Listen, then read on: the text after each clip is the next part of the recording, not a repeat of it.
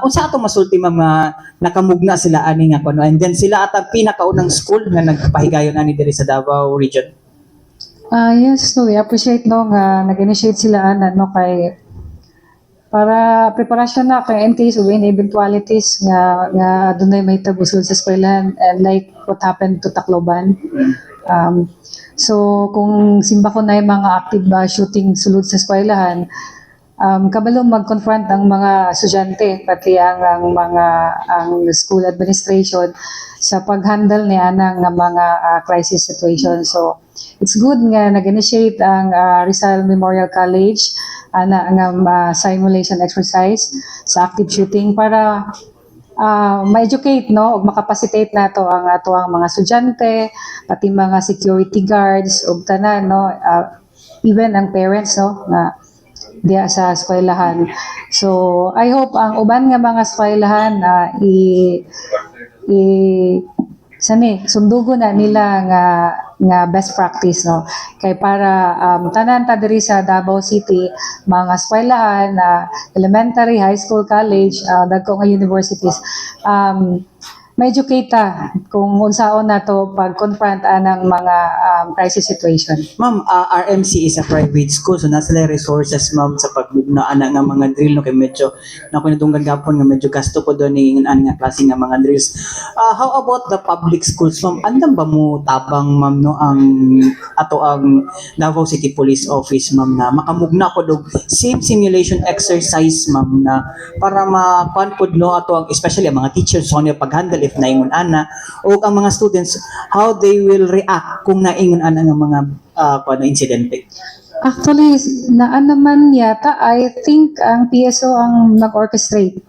So na Ang city government ang mag-initiate nga ang atong mga public schools, I think including siguro ang private nga mga eskwelahan nga adunay paghimon nga mga simulation exercises sa mga eskwelahan parte sa ingana.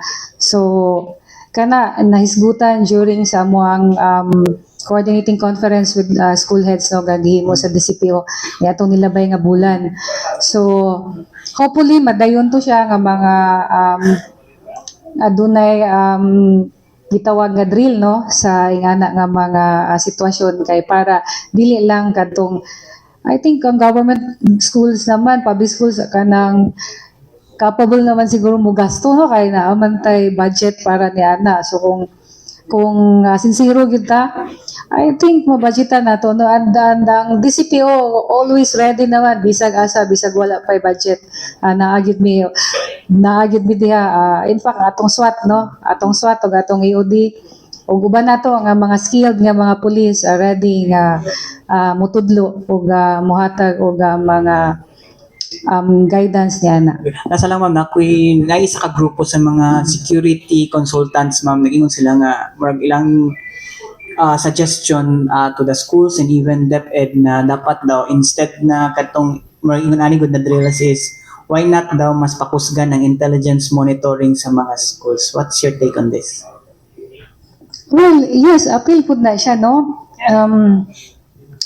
That's why ang kanimangong mga information dili man gid nga magikan sa amuha kun dili dito magid sa community, di ba? So kung adunay information nga masagap nato sulod mismo sa eskwelahan or bisan sa gawas, gina-encourage na mo nga i-report gid sa saktong authority.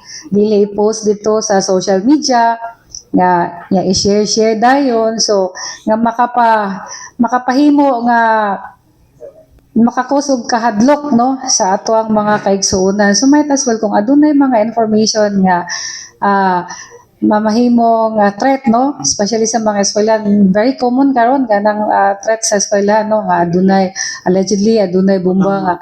Yes, isa pud na sa ato ang mga gipakusgan no ang ato ang intelligence information o ang barangay, ang eskwelahan ug uban pa nga mga ahensya appeal niya na sa kanang ato ang pag-strengthen sa ato ang intelligence information. Since nabanggit na nimo mo say actions ninyo na ma'am kanang mga ginapang post ba nga ako mamusil ko diha ugma sa maong eskwelahan or bombahan ko na say actions niya ginabutan. Yes, no, gina-validate na nato, no, bisan tanawan nato nga kung sana siya prank ba na siya joke or also we do not take it lightly, no, we validate it. In fact natay mga pulis, no, ang iudin nato kung ma-remember ninyo adunay eskwelahan nga adunay bomb threat, no, nga nahit nga nag-circulate to sa social media. In fact, daghan mismo ang mga ginikana na problema adto. So ato ang IOD nag-ato jud nagkandak sila og paneling ato nga mga eskwelahan. Ang ato ang police station gistrengthen nila, intensify nila ang ilang police visibility dito nga area. And so far wala may nahitabo, no. So that's why, no, ang ato ang cybercrime niya na naghawid na niya na karon, no, para ma-identify, ma-determine kung kinsa gyud tong nag-post adto. Actually, medyo lisod pod, no, pag-trace ana sa cybercrime kay naamang good pod coverage ang cybercrime nga ma-open bitaw nang gitawag nila nga warrant disclosure kung kinsa gyud nag-post ana. So naa sila medyo pero sa pagkakaroon naning kamot nga ma-identify gyud nato na nga kuan. But I think ang school, ang DepEd na sila initial nga murag na trace na nila kung kinsa to ang nag-post.